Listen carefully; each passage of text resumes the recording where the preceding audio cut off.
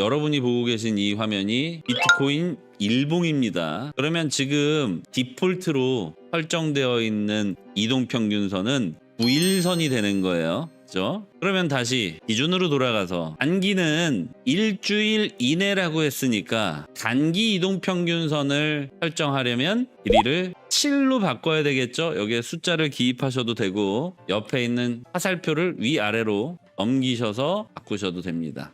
이렇게 바꿔주세요. 안녕하세요. 재미있는 코린 이교실에 오신 여러분을 환영합니다. 여러분들 지표, 차트 공부하면 제일 먼저 뭐가 생각나십니까?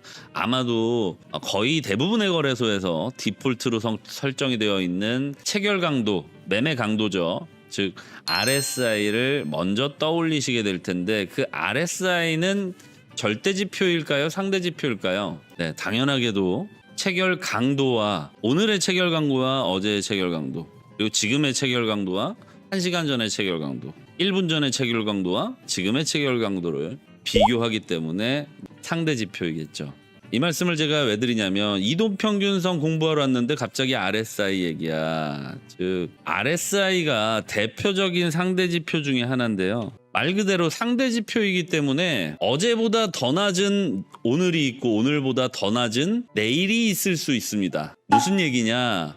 나는 RSI가 과매도 상태에 진입해서 매수를 한 것 같은데 오늘도 과매도인데 하루 지나서 보니까 내일도 과매도고 또 하루 지나서 보니까 모레도 과매도고 이게 계속 반복됩니다. 그런 경험들 아마 있으실 거예요. 나는 그냥 과매도 상태라서 샀는데 어제보다 오늘이 더 과매도야. 상대적 개념이기에 이런 상황이 매번 있는 것은 아니지만 주요 포인트에서 꽤나 자주 발생을 하죠. 비교값이기 때문에 이렇게 표시될 수밖에 없는 지표입니다. 그렇다면 이 상대 지표를 공부하시면서 또는 상대 지표를 활용하시면서 반드시 필수적으로 알고 계셔야 될 게 절대 지표라는 거는 감이 오시죠? 상대값으로 내가 기준을 잡으려고 하면 자꾸 기준점이 바뀌어. 어제의 기준, 오늘의 기준이 계속 바뀌는 거야. 여기서 뭔가 절대적으로 의사결정에 도움이 될 만한 게 없을까? 그게 바로 가장 또 절대지표 중에서 기본이 되는 오늘 배우실 이동평균선입니다. 자, 먼저 우리 투자하시면서 무빙 에버리지 이동평균선입니다. 이동평균선을 설명할 때 제일 많이 등장하는 단어가 바로 단기,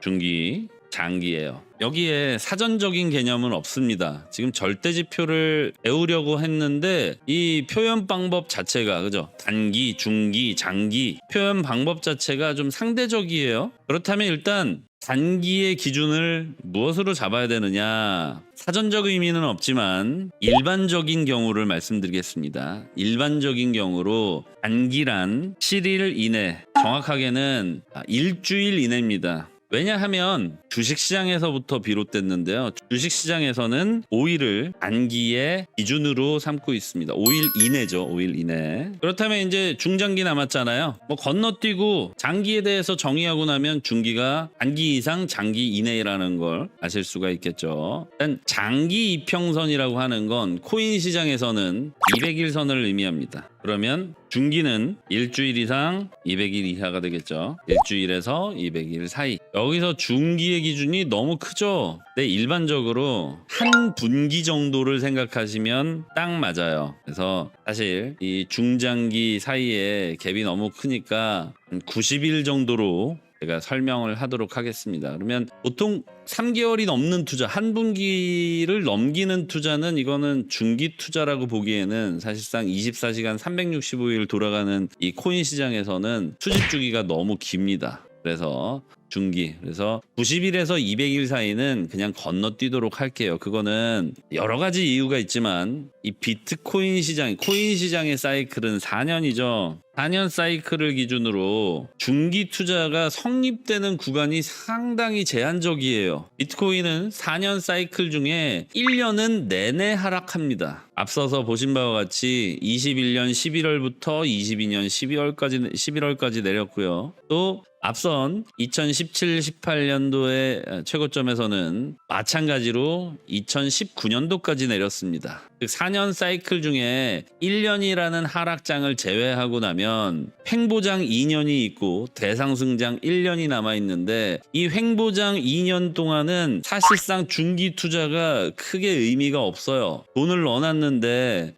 어제 투자한 게 오늘 봤더니 0.5% 수익이 났고 또 이틀 지나니까 1% 수익이 났네. 그래서 3일쯤 지나면 한 2%는 올랐겠지 하면 다시 제자리로 돌아가는 말 그대로 크립토 윈터 기간이기 때문에 사실상 중기 투자를 1분기 이상 할 수 있는 구간이 굉장히 제한적입니다. 그리하야 일반적인 경우는 200일로 잡지만 우리 코인 시장의 기준을 제가 만들 수는 없으니까 제 기준으로서 한 분기를 넘기는 투자는 장기 투자다. 이렇게 정의하도록 하겠습니다. 일반적인 장기의 의미는 200일입니다. 요즘 참고하시고 봐주시면 좋을 것 같아요. 자, 4년 사이클이 있기 때문에 그러한 거죠. 네, 이유입니다. 이 4년 사이클은. 자, 그러면 이제 본격적으로 이동평균선 설정법에 대해서 간단하게 말씀을 드릴게요. 여기 지표에서 MA 검색하시면 이거 아마 대부분 설정이 되어 있으실 거예요. 하지만 오늘 지금 이 시간까지도 이동평균선 설정을 모르시는 분들이 계실 것 같아서 이렇게 차근차근 말씀을 드리겠습니다. 자, 일단 무빙 에버리지를 선택하시면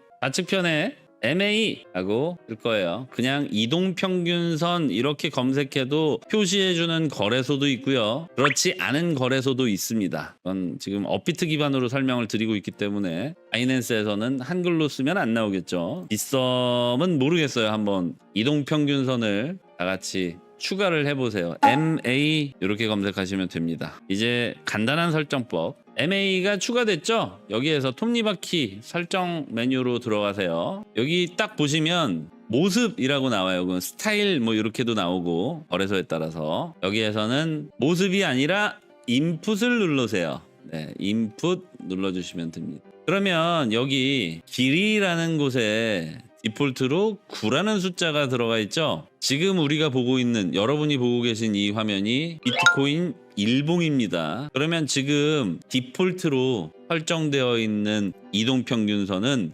9일선이 되는 거예요. 그렇죠? 그러면 다시 기준으로 돌아가서 단기는 일주일 이내라고 했으니까 단기 이동평균선을 설정하려면 길이를 7로 바꿔야 되겠죠. 여기에 숫자를 기입하셔도 되고 옆에 있는 화살표를 위아래로 넘기셔서 바꾸셔도 됩니다.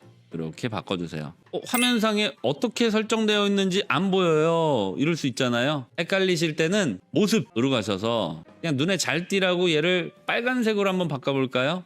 네, 눈에 잘 띄라고 그냥 아무 의미 없이 빨간색으로 바꾸시고 아래쪽에 보시면 여기 투명도 설정이 있어요. 불투명성이라고 나죠. 오퍼시티라고 하는데 어찌됐든 100%는 완전히 보이는 상태고요. 네, 조금 보시다가 불편하시면은 살짝 투명도를 주시면 됩니다. 그리고 제일 중요한 거 여기 눈에 잘 안 보이시는 형님 누님들 그러면 여기에 두께를 이렇게 본인이 보시기 편한 두께로 바꾸시면 되는데 얘를 가장 두껍게 한번 하고 차트를 볼까요? 야, 봉을 가려. 그죠? 이런 경우에는 요 투명도를 살짝 줄여서 확인하시거나 아니면 봉 차트를 가리지 않는 선에서 눈에 띄는 정도를 한번 찾아보시기 바라겠습니다. 저는 어차피 방송용이기 때문에 그냥 여러분들 눈에 잘 띄시라고 봉 차트를 좀 가리겠지만은 가장 두꺼운 걸로 설정을 하겠습니다. 여기까지 되셨다면 이제 확인 누르시면 되겠죠? 확인.